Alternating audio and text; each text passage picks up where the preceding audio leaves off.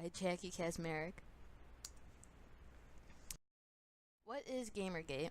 Well, in so many words, it's basically a group of gamers who are rebelling against what they think is biased journalism in the gaming world. And it also seems to be a movement against feminism and female gamers amongst the community of video games. So how did it all start? Well, Zoe Quinn is a video game developer who created the game called Depression Quest.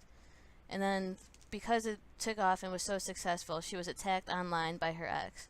In the post, the Zoe post.wordpress.com, he claimed that she slept around with top gaming execs in order to get positive reviews for her game. It started with Zoe, but snowballed into hatred towards gaming journalism and women in the gaming industry. Even though an investigation was done and was able to disprove the allegations that Zoe had sexual relations with anyone at Kotaku, the gaming company, this picture on the right still shows that portrays Zoe as unfaithful and opportunistic, while portraying the gentleman on the right as innocent in comparison. Gamers obviously became furious over the lack of coverage, and they started saying that there was corruption in the video game press. Tensions rise. In a quote, according to Zoe, "I'm scared that it's going to take the death of a woman to stop this." The reason why she said this is because gamers started lashing out at Zoe and other women in the industry, including death and rape threats, forcing Zoe and other women in the industry to leave their homes because their addresses had been leaked onto the internet. And people online were threatening to kill them and come outside to their house since their addresses were public knowledge. The ethics. Well, ethics is defined as moral philosophy, what is right and what is wrong.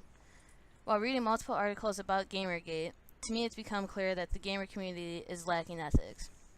Threatening not only someone's life, but to also rape women is something that should not be said nor taken lightly.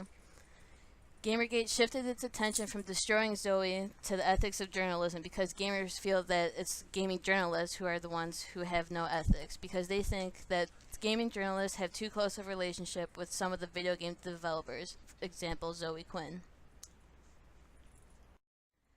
The gaming world. According to BigFishGames.com, about 31% of gamers are women, making them a minority. Those in support of Gamergate argue that anybody in favor of minorities, women, or homosexuals in the gaming world are trying to kick out the majority, which is straight white males. And there's a pie chart on the left that shows women, men, and also teens who are gamers. Gaming diversity. Gamer diversity seems to have played a huge role in the expansion of Gamergate.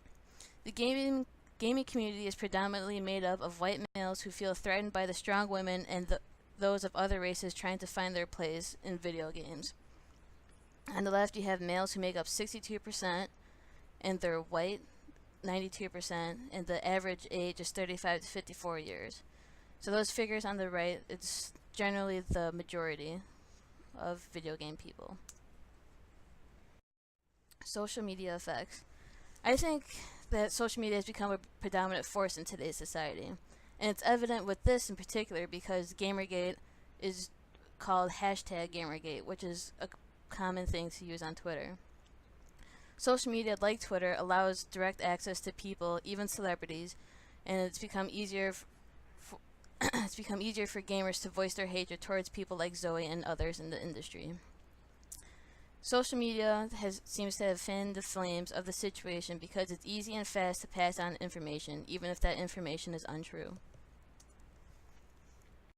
Some of the social media hate, according to @mylittlesomething, says, "Remember, ignore Zoe Quinn's bait. She thrives on attention, so let her fade into irrelevance. No real game company will ever hire Zoe."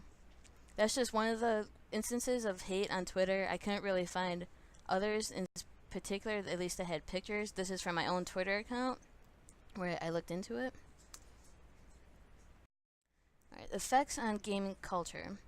The Gamergate controversy seems to have caused an even more negative outlash towards women, and has escalated to prominent women, including Zoe, and feminists receiving death and rape threats.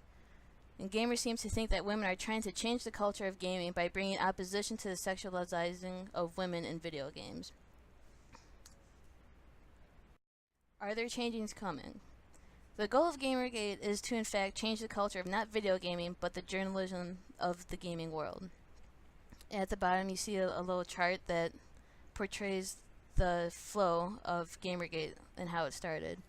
You see that it started with Depression Quest, and then which led to allegations against Zoe, and then gamers got upset that there was no news coverage, so then there was outrage over the lack of coverage, which led to attacks on Zoe, and in turn led to attacks on gaming journalism.